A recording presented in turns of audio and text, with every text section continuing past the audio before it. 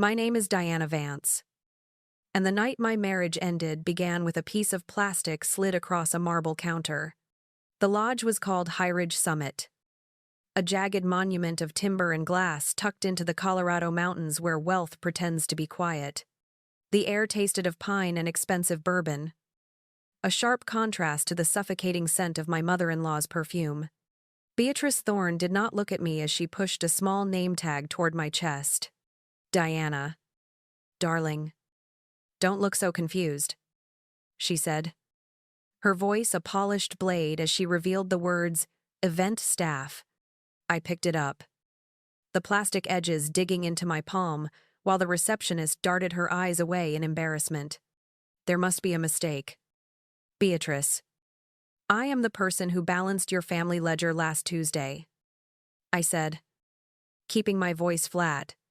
Beatrice tilted her head, her smile never reaching eyes that had spent 5 years looking through me. Being a Thorne is a privilege of contribution. And tonight we require people who actually produce results, she replied.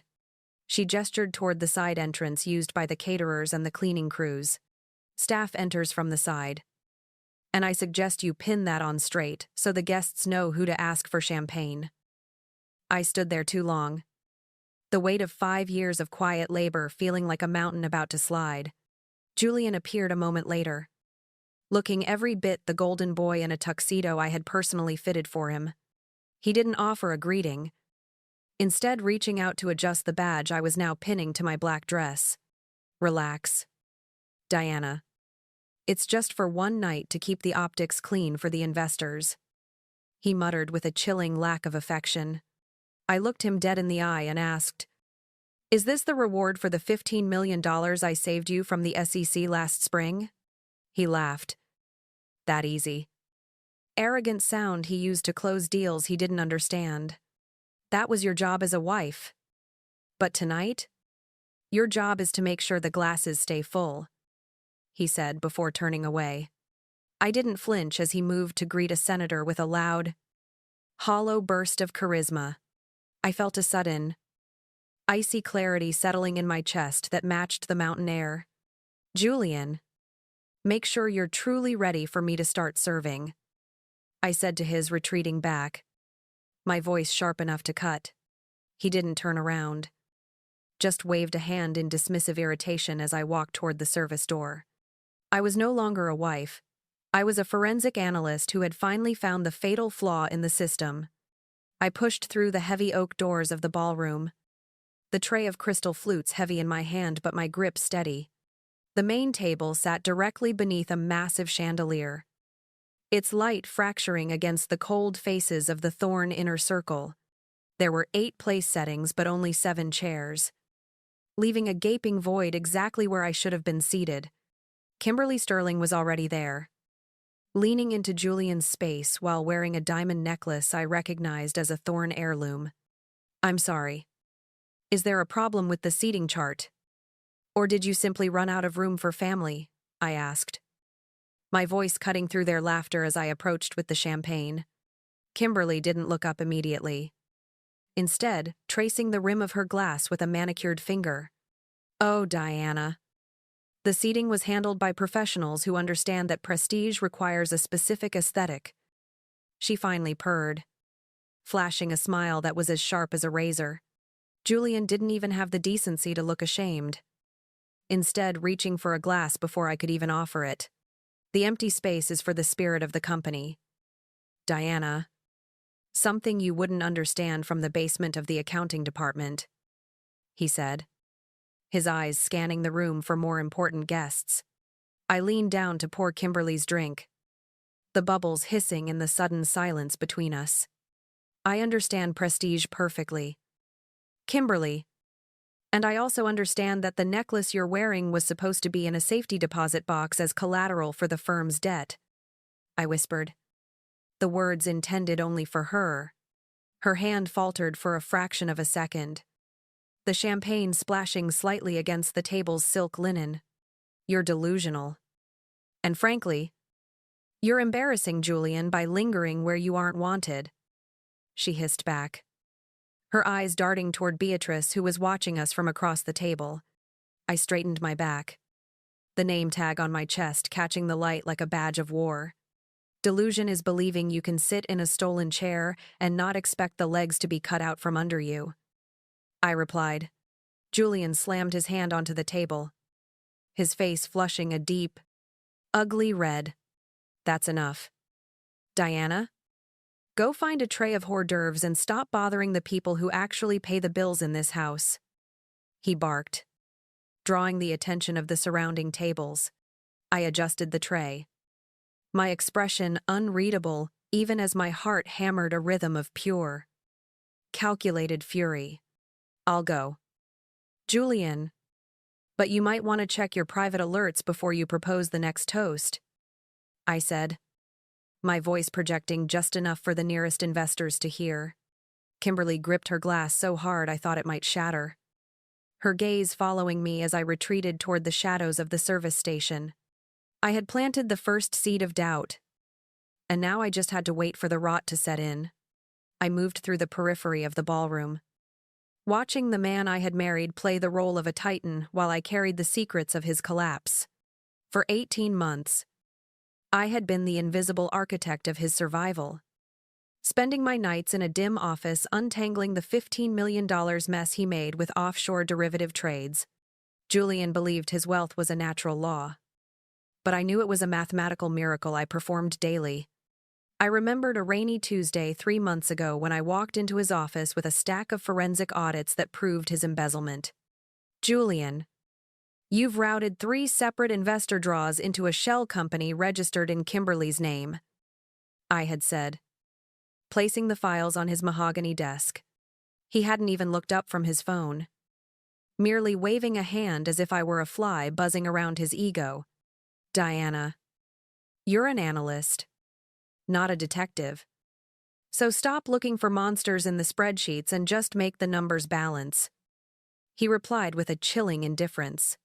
I stood my ground, my heart racing as I realized he wasn't just incompetent. He was a thief who stole from his own bloodline. This isn't about balancing numbers.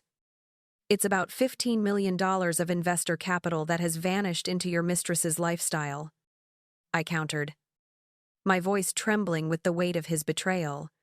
He finally looked at me, his eyes cold and hollow, the eyes of a man who had already decided I was a liability. The board trusts me. The family trusts me. And you will do exactly what you're told if you want to keep that Thorn name on your driver's license, he hissed. He threw a document at me, a cleverly disguised waiver that would have stripped me of my intellectual property rights to the Northline system. Sign this by Friday, or you'll find out just how quickly a townie from Pennsylvania can be erased from history, he added, returning to his screen. I didn't sign it. Instead, I took it to my private server and began the process of building a digital gallows for his reputation. I watched him now, laughing with a senator, completely unaware that every guest in this room was standing on a foundation I had already dismantled. They think they are managing me, I whispered to myself, checking the synchronization on my watch as the midnight deadline approached. I recalled Beatrice once telling me that a thorn wife is a decorative pillar, meant to hold the roof up without being noticed. I looked at the empty chair at the main table and felt a surge of adrenaline that replaced the last of my grief. A pillar doesn't just hold the roof up. Beatrice, if it shifts, the whole house comes down, I murmured, my eyes locking onto the server rack visible through the open office door. I had spent 5 years being the janitor of their scandals, but tonight, I was the one who was going to let the dirt finally show. Beatrice cornered me near the staging area, her eyes raking over my staff badge with the disgust one might reserve for a stain on a rug. You are a persistent little parasite, Diana, wandering the floor as if your presence adds anything but clutter to our reputation, she began, her voice dropping to a low, venomous hiss. She stepped closer, the smell of her expensive gin mingling with a floral scent that felt like a funeral shroud. Your mother in Pennsylvania must be so proud to see you finally in a position that suits your breeding, she added, her hand trembling slightly with a rage she couldn't quite mask. I waited for her to finish, then reached into my apron and pulled out the handwritten note I had recovered from Julian's desk. You speak of breeding, Beatrice. But you've invited a viper to sit in my chair while she plans your eviction, I said, holding the paper just out of her reach. I watched her face drain of color as she squinted at Kimberly's distinctive, sprawling handwriting on the stationery. This is a letter of intent from Kimberly to her lawyer, discussing the logistics of placing you in a state-run facility once she and Julian consolidate the board, I revealed. The paper shook in the air between us as I read the line about your diminishing mental capacity making you a liability to the Thorn brand. Beatrice grabbed the note, her breathing becoming shallow and ragged as the reality of her favorite protégé's betrayal hit her. This is a lie. A desperate fabrication from a woman who knows she is being replaced by someone with real stature, Beatrice stammered, though her eyes remained glued to the signature at the bottom. I let out a soft, dry laugh that echoed against the wooden beams of the hallway. Believe what you want. But while you were busy trying to humiliate me with a plastic badge, Kimberly was measuring the square footage of your bedroom for her new walk-in closet, I replied. I saw the doubt finally take root in the cracks of her foundation. A fracture that no amount of Thorn family pride could repair. She doesn't want your legacy, Beatrice. She wants your liquid assets and a quiet place to bury you, I added, stepping back into the light. She looked at me then, not with superiority, but with the raw, naked fear of a woman who realized she had armed her own executioners. Why are you telling me this now, Diana? If you hate us as much as your eyes suggest, she asked, her voice cracking for the first time in 5 years. I adjusted my tray of crystal glasses, feeling the cold weight of the night settling into a perfect, final plan. Because I want you to be wide awake when the roof collapses, Beatrice. And I want you to know exactly whose hand pulled the trigger, I said. I left her standing in the shadows, clutching the proof of her own obsolescence while the music in the ballroom reached a frantic, celebratory peak. I walked directly to the center of the ballroom, the sound of my heels striking the floor like a gavel. Julian was standing with a glass raised, his face beaming as he prepared to announce Kimberly as the new strategic face of the Thorn Heritage Group. I didn't wait for him to speak. I stepped into the light of the main chandelier and placed my hand on his shoulder, feeling him stiffen under my touch. I believe you forgot to serve the most important course of the evening, Julian, I said, my voice projecting with a clarity that made the surrounding tables fall into a sudden, expectant silence. I slowly slid the diamond ring off my finger and dropped it onto his empty silver appetizer plate with a sharp, metallic ring that cut through the background music. Julian's face turned a violent shade of crimson as he glared at the ring. Then back at me. Diana. Get out of here before I have security drag you across the parking lot, he hissed, his voice trembling with a mixture of rage and public humiliation. I didn't move an inch. Instead, leaning over the table so the investors seated nearby could see the calm in my eyes. You can call security, but they might be too busy assisting the federal agents currently pulling the server logs from your private office, I replied, my smile widening as his eyes widened in genuine terror. Kimberly tried to stand, her voice shrill and desperate as she pointed a finger at me. She's insane, Julian. She's just a bitter employee who can't handle being replaced by someone with actual value. I turned my gaze to her, my expression shifting to one of icy professional detachment. Value is an interesting word coming from a woman who has spent the last year laundering $15 million into offshore accounts that I have already flagged for the IRS, I said, loud enough for the entire front row to hear. The room erupted into a low, frantic murmur as investors began to look at their phones. The first wave of my digital execute order hitting their inboxes, Beatrice tried to intervene, her voice shaking as she clutched the note I had given her earlier. "Diana, stop this madness immediately. You are destroying the family name," she cried. But her authority had already evaporated into the mountain air. I looked at her, then back at Julian, who was now clutching the edge of the table as if it were a life raft.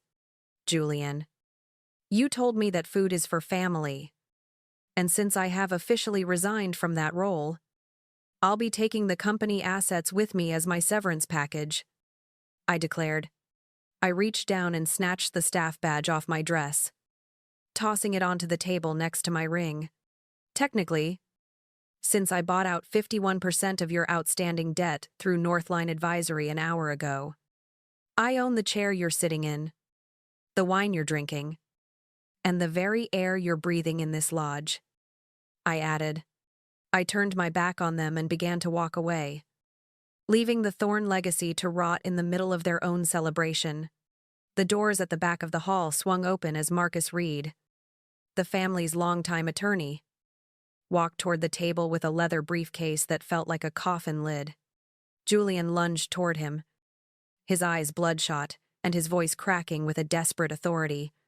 "Marcus, tell this woman she's trespassing and file an immediate injunction against whatever digital stunt she just pulled," he screamed. But the lawyer didn't even slow his pace. Marcus stopped beside me, placing a hand on my chair before sliding a stack of notarized documents onto the table. "I can't do that, Julian, because as of 18 tonight, I am no longer representing Thorne Heritage. But the primary creditor who now holds your voting rights, Diana Vance," Marcus said, his voice as cold as a tombstone. Kimberly stood up so fast her chair toppled over, her face a mask of frantic denial as she pointed at the forensic reports. "This is a setup, Marcus. She's been cooking the books for months just to stage this little coup," she shrieked, her voice echoing off the high timber ceilings. I stepped closer to her, my shadow falling over the stolen diamonds around her neck. "I didn't have to cook anything, Kimberly. I simply stopped hiding the $15 million you stole from the pension fund to pay for your lifestyle," I replied, my voice calm enough to freeze the blood in her veins. I watched her look around the room for an ally. But every investor was now standing with their phones out, recording the funeral of the Thorne reputation. Julian grabbed the documents, his hands shaking so violently the paper rattled like dry leaves. "You can't take the company, Diana. It's a family legacy." "It's my name," he roared, slamming his fist onto the table. I leaned down until our faces were inches apart, the smell of his fear and expensive whiskey filling the air. "A name is just a label, Julian. And yours just became synonymous with bankruptcy and wire fraud," I said, my voice a sharp, clinical blade. I tapped the top page of the file, pointing to his own signature on the debt consolidation agreement I had tricked him into signing weeks ago. "You thought you were signing a waiver to silence me, but you actually signed over the keys to the kingdom to a woman you thought was too small to notice." Beatrice let out a low, mournful wail, reaching for Julian's arm, but he pushed her away in a fit of narcissistic panic. "How much, Diana? What is your price to make this disappear before the police arrive?" he whispered, his pride finally breaking into 1,000 jagged pieces. I straightened my back, looking at the room full of people who had spent 5 years pretending I didn't exist. "There isn't enough money in this lodge to buy back the respect you threw away for a mistress and a bottle of scotch," I declared. I looked at Marcus, who nodded toward the entrance where the blue and red lights were already reflecting against the glass walls. "Julian, the time for negotiation ended when you gave me that staff badge. Now, it's time for accounting," I added. The blue and red lights of the state patrol cruisers strobed against the high glass walls of the lodge, turning the ballroom into a chaotic, pulsing crime scene. 2 officers in dark uniforms moved through the crowd, their footsteps echoing with a heavy finality that silenced the frantic whispers of the guests. Julian stood frozen, his eyes darting toward the side exit as one officer placed a firm hand on his shoulder. Julian Thorne, you are under arrest for securities fraud and the embezzlement of $15 million from the Thorne Heritage Employee Pension Fund, the officer stated, his voice booming through the vaulted space. Julian looked at me, his mouth opening and closing like a fish gasping for air. But no words came out to save him.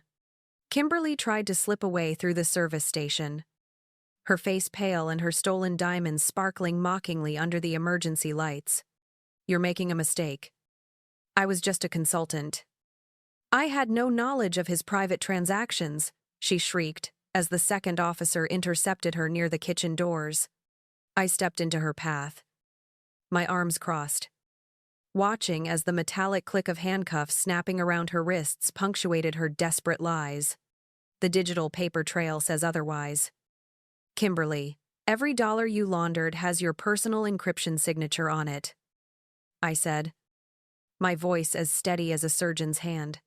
She lunged toward me, spitting a string of curses that only made the officers tighten their grip as they began to lead her away. Beatrice slumped into a chair, the same chair she had told me I wasn't worthy of sitting in just hours ago. She clutched the note about Kimberly's betrayal to her chest, looking up at me with a hollow, broken expression that almost looked like a question. Where are we supposed to go? Diana? This lodge. The house in the city. The Thorne name. You've taken everything, she whispered, her voice stripped of its aristocratic polish. I leaned down, looking at the woman who had spent 5 years trying to erase my existence with her silence. I didn't take your home, Beatrice. Julian gambled it away on a mistress. And I simply bought the debt so the bank wouldn't have to evict you tonight, I replied. I watched as the crowd parted to let the officers lead Julian out into the frigid mountain air, his head bowed in a shame he had finally earned.